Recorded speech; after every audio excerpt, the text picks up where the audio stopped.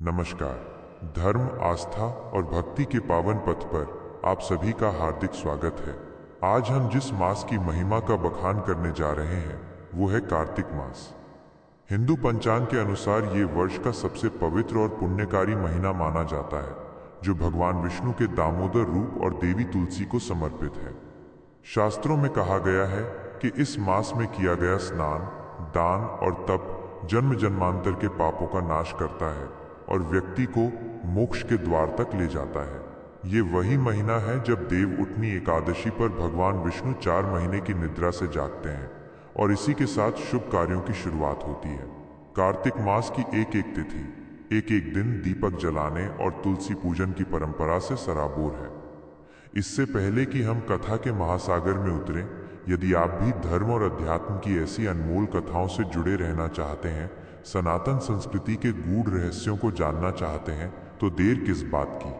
अभी हिंदू धार्मिक कथा चैनल को सब्सक्राइब करें, बेल आइकन को दबाएं ताकि कार्तिक मास की कथा हो या कोई और पौराणिक गाथा, उसकी सूचना सबसे पहले आप तक पहुंचे।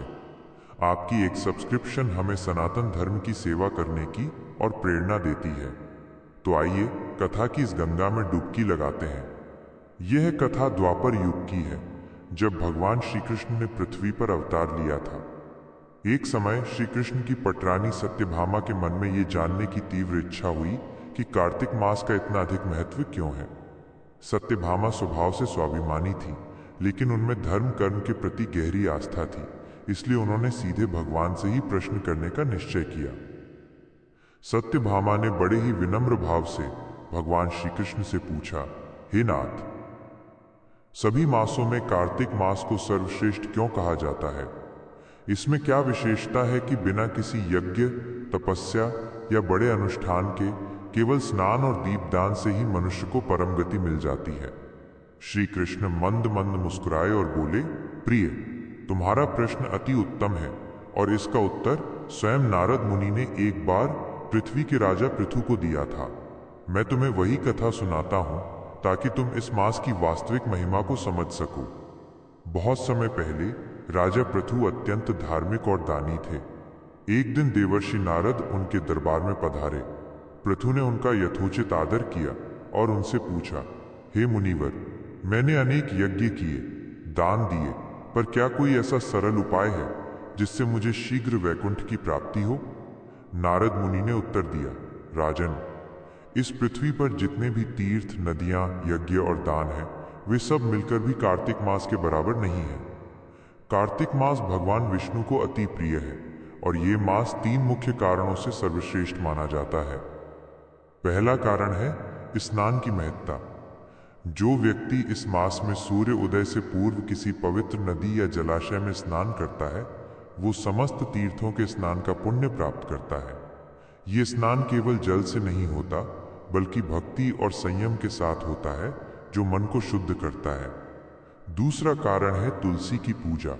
कार्तिक मास में तुलसी का महत्व सर्वाधिक होता है, क्योंकि भगवान विष्णु को तुलसी अत्यंत प्रिय है। इस मास में तुलसी शालिग्राम विवाह का आयोजन किया जाता है और तुलसी के पौधे को सींचना तथा उनके सामने दीपक जलाना अश्वमेध यज्ञ के समान पुण्यदायी होता है। और तीसरा कारण है दीपदान।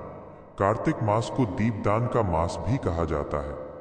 मंदिरों में, नदियों के किनारे और विशेष रूप से तुलसी के पौधे के नीचे घी या तेल का दीपक जलाना दरिद्रता का नाश करता है और देवी लक्ष्मी का आह्वान करता है, जिससे घर में सुख समृद्धि आती है।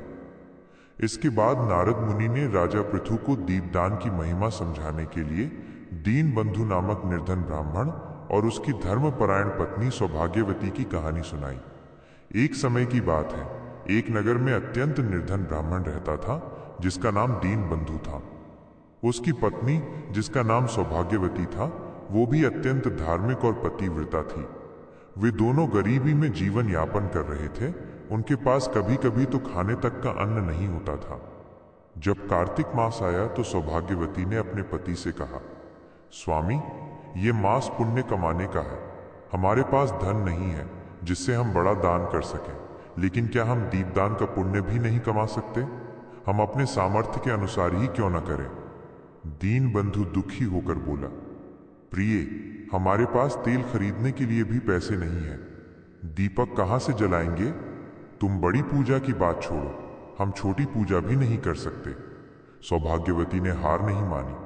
वो दिन भर लोगों के घर छोटा मोटा काम करके जो थोड़े से तेल या अनाज के दाने पाती, उन्हें बेचकर 1-2 बूंद तेल जुटाती। वो एक मिट्टी का टूटा फूटा दिया लेकर आई, जिसे साफ किया। प्रतिदिन वो केवल 1 बूंद तेल से, जिसमें रुई की एक पतली बत्ती होती, उस दिए को जलाती और भगवान विष्णु का ध्यान करके उसे तुलसी के पौधे के पास या अपने घर के मुख्य द्वार पर रखाती। उसका ये छोटा सा प्रयास ही उसकी अनन्य भक्ति का प्रमाण था। एक रात सौभाग्यवती ने जब दिया रखा तो तेज हवा चली और उसका वो छोटा सा दीपक बुझ गया। ये देखकर सौभाग्यवती को बहुत दुख हुआ और उसकी आंखों से आंसू बहने लगे। उसने रोते हुए भगवान से प्रार्थना की, हे प्रभु, मेरे पास इतना ही था, ये भी हवा ने बुझा दिया। मेरे पास दोबारा तेल खरीदने का सामर्थ्य नहीं है। मुझे मेरे अपराध के लिए क्षमा करें। उसी समय भगवान विष्णु और माता लक्ष्मी बैकुंठ से पृथ्वी पर विचरण कर रहे थे। उन्होंने देखा कि घोर अंधकार में भी एक स्त्री श्रद्धा से सिर झुकाए प्रार्थना कर रही है और उसके हृदय में अपार पश्चाताप है। माता लक्ष्मी ने भगवान से पूछा, प्रभु, इस गरीब स्त्री के पास न तो धन है, न ही कोई विशेष पूजा सामग्री, फिर भी ये किस चीज का पुण्य कमा रही है? इसका दीपक तो बुझा हुआ है। भगवान विष्णु ने मुस्कुराकर कहा, देवी, ये सौभाग्यवती है। इसने कार्तिक मास में श्रद्धा के साथ अपने सामर्थ्य के अनुसार दीपदान किया है। ये दीपक भले ही हवा से बुझ गया हो, लेकिन इसका संकल्प का दीपक बुझा नहीं है। इसमें प्रेम और विश्वास भरा है। भगवान ने आगे कहा, इसने जो 1 बूंद तेल का दीपक जलाया, उसका पुण्य करोड़ों दीपकों से अधिक है, क्योंकि इसमें अहंकार नहीं, केवल अटूट भक्ति है। इसने अपने हृदय की दरिद्रता को दूर करने के लिए दीपदान किया है। अब मैं इसके घर की भौतिक दरिद्रता को भी दूर करूंगा। अगले ही दिन दीनबंधु को कहीं से अकल्पनीय धन प्राप्त हुआ। उनका घर धन धान्य से भर गया और वे सुखी जीवन जीने लगे। उन्होंने अपने शेष जीवन में खूब दान किया और कार्तिक मास के नियमों का पालन किया। नारद जी ने कहा, राजन, इस कथा का सार ये है कि कार्तिक मास धन दौलत के प्रदर्शन का नहीं, बल्कि भाव, श्रद्धा और समर्पण का महीना है। श्री कृष्ण ने सत्यभामा से कहा, देखा प्रिय, कार्तिक मास की विशेषता ये नहीं है कि इसमें कितना दान किया जाता है, बल्कि ये है कि इसमें कितनी श्रद्धा से भगवान का स्मरण किया जाता है।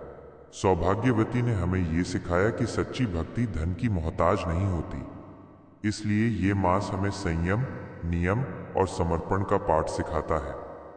आप भी इस पवित्र मास में तुलसी पूजन, दीपदान और भगवान के नाम का स्मरण कर अधिक से अधिक पुण्य कमाएं। बोलिए, भगवान विष्णु की जय, तुलसी मैया की जय।